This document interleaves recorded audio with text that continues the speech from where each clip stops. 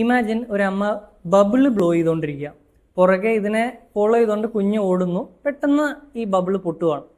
So ആ ഒരു സമയത്ത് കുഞ്ഞ് അമ്മേൻ്റെ തിരിഞ്ഞു നോക്കി.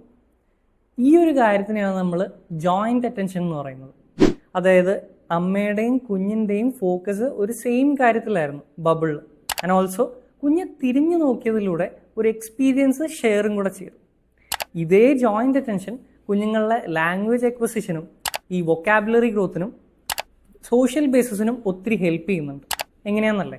അതായത് കുഞ്ഞും അമ്മയും ഒരേ കാര്യത്തിൽ ഫോക്കസ് ചെയ്യുമ്പോൾ, അതായത് ഈ ഒരു കേസിൽ ബബിളാണ്, ആ ഒരു ഫോക്കസ് ചെയ്യുന്ന സമയത്ത് അതിനെ ലേബൽ ചെയ്യുകയാണ്. അതായത് ലുക്ക് അറ്റ് ദ ബബിൾ, വാവ്, അങ്ങനെയൊക്കെ പറയുമ്പോൾ ഗ്രാജുവലി കുഞ്ഞിനെ മനസ്സിലാവും ആ ഒരു കാര്യത്തിൻ്റെ പേര് ബബിളാണ്. ഗ്രാജുവലി കുഞ്ഞിൻ്റെ വൊക്കാബുലറിന് ഗ്രോത്തും വരും, ലാംഗ്വേജ് എക്വിസിഷനും സഹായിക്കുകയും ചെയ്യും. അടുത്തതെന്ന് പറഞ്ഞു കഴിഞ്ഞാൽ സോഷ്യൽ ബേസിസ് ആണ്. ബേസിക്കലി പറഞ്ഞാൽ കമ്മ്യൂണിക്കേഷൻ എന്ന് പറഞ്ഞു കഴിഞ്ഞാൽ ഒരു സോഷ്യൽ ടൂളാണ്. ഗ്രാജുവലി കുഞ്ഞിന് മനസ്സിലാവും കമ്മ്യൂണിക്കേഷൻ എന്ന് വെച്ച് കഴിഞ്ഞാൽ ഷെയർഡ് എക്സ്പീരിയൻസസ് ആൻഡ് ഇൻറ്റൻഷൻസ് ആണ്. അതേ സമയത്ത് സ്പീച്ച് ആൻഡ് ലാംഗ്വേജ് ഡിലേ ഉള്ള കുട്ടികളിൽ ഇതേ ജോയിൻ്റ് അറ്റൻഷൻ നമ്മൾ ചെക്ക് ചെയ്യുന്ന സമയത്ത് അത് ഇമ്പയർഡ് ആയിരിക്കും.